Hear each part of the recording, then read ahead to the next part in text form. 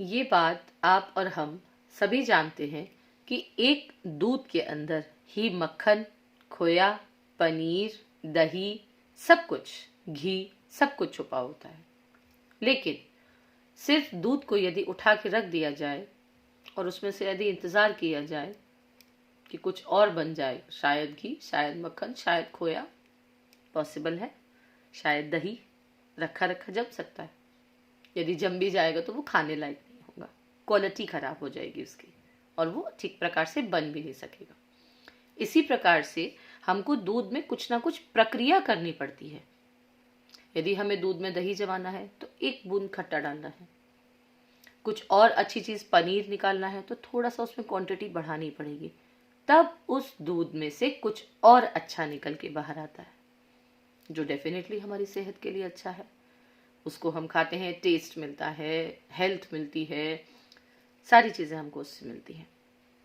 सोचने की बात है, जब आपने इस पूरे भगोने दूध में एक बूंद या एक ढक्कन सिरका, नींबू की छींटे, कुछ भी आपने उसमें डाला और वो एक पूरा स्वरूप बदल गया और वो उस दूध से भी ज्यादा न्यूट्रिटिव हो गया। बच्चों के लिए, आप सबके लिए, हर उम्र के लिए वो और ज्यादा न्यूट्रिटिव हो गया। वैल्यूज बढ़ गई, लेकिन यदि हम उस दूध को हिट ना करते तो हम वो वैल्यूज अपने लिए ले सकते थे? नहीं। सेम इसी प्रकार से यदि हमारे पूरे परिवार में कोई व्यक्ति ऐसा है, कोई आपके साथ चलने वाला रिश्ता यदि ऐसा है जो कि कुछ नहीं करता, बस बैठे बैठे कहीं ना कहीं थोड़ी सी खटास छोड़ देता है, घबराहट होती है, चीजें बिगड़ती हैं, स्थिति खराब हो जाती है वहां पर, लेकिन ये याद रखिए, जब भी स्थिति खराब होगी उसके पीछे छोटा सा भी नुकसान नहीं होगा। बस हमारा देखने का नजरिया दूसरा होना चाहिए। अपनी बैठने की साइड चेंज करनी पड़ेगी। आप एक साइड से चीजों को देख रहे हो, आपको वो र्यून होती हुई दिखेंगी। जब आप अपनी साइड चेंज कर लेते हो, देखने का नजरिया बदल लेते हो, वही र्यून होती हुई चीजें आपको कुछ और बनता हुआ दिखने लगेगा।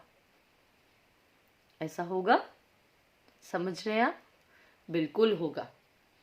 तो जब परिवार में, आसपास की सराउंडिंग्स में कोई व्यक्ति आपके साथ ऐसा हो जो कि आपके रिश्तों में एक नींबू निचोड़ता हो, सिरके की कुछ बूंदे डालता हो, सिट बैक, आराम से बैठिए, होने दीजिए और फिर उसके बाद देखिए कि आपके पास आपके स्वयं के जीवन में क्या बदलाव आता है। और फिर उसके बाद कुछ अच्छा, कुछ न्यूट्रिटिव ही निकल के आएगा। बस जरूरत है थोड़ा सा इंतजार, पेशेंस रखने की।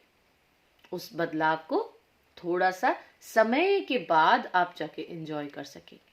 उस समय तो थोड़ी सी तकलीफ होगी, क्योंकि बदलाव आसानी से नहीं आता।